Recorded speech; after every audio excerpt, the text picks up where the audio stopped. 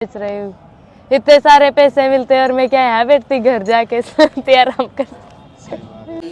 राम सिया राम सिया राम जय जय राम। बड़ी खबर जो मैं आपको बताने जा रहा हूँ कि कुंभ लगा हुआ है और उस कुंभ में अलग अलग तरह के कलाकार से लेकर अलग अलग तरह के साधु संत विदेशी मेहमान भी यहाँ पर आ रहे हैं। विदेश के लोग भी संत बनकर आ रहे हैं। आप देख रहे हो कि जिस तरह से कुंभ को जो है डिस्टर्ब करने की कोशिश की जाती है। कभी कुंभ में आग लगा दिया जाता है जिसमें गरीब साधु जो बेचारे किसी तरह से मांग चूंग कर जो है अपना जीवन यापन करते हैं, उनके 1.5 से 2 लाख रुपये जो है जल जाते हैं और वो साधु बेचारा कहाँ जाएगा। तो ये सब साजिशें जो है लगातार चल रही है, लेकिन उन सभी साजिशों को मुँह तोड़ जवाब देने के लिए हमारे कमांडोज जोगी के फोर्स जो हैं वो लगे हुए हैं। उसके बावजूद भी कुंभ जो है लगातार जारी है। आप कितना भी डिस्टर्ब कीजिए, कुंभ डिस्टर्ब होने वाला नहीं है, इसलिए कि सनातन है और सत्य है जिसका ना आदि है ना अंत है।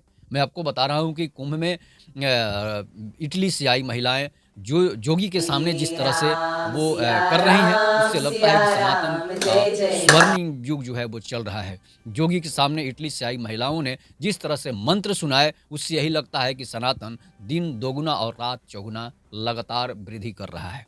इसलिए कि पहले सनातन धर्म के प्रचारक जो थे वो प्रचार नहीं कर रहे थे, लेकिन जिस तरह से सनातन धर्म का थोड़ा सा प्रचार अगर किया जाता है तो सनातन पूरा विश्व जो है सनातन बनने की दिशा में अग्रसर है। और कुंभ इसका सबसे बड़ा ताज़ा उदाहरण है। 134 साल के बाद जो कुंभ लगा है वो एक बहुत बड़ा संयोग है। 134 साल के बाद कुंभ लगा है। शायद जो है अब 134 साल के बाद ही ऐसा कुंभ आएगा जिस तरह से गंगा जमुना और सरस्वती नदियों के संगम पर कुंभ लग रहा है। कुंभ में अलग अलग तरह के कर्तव्य दिखाने वाले लोग पहुंच रहे हैं। आप देख रहे हैं कुंभ की सबसे विचित्र विचित्र चीज़ें आपको देखने को मिली।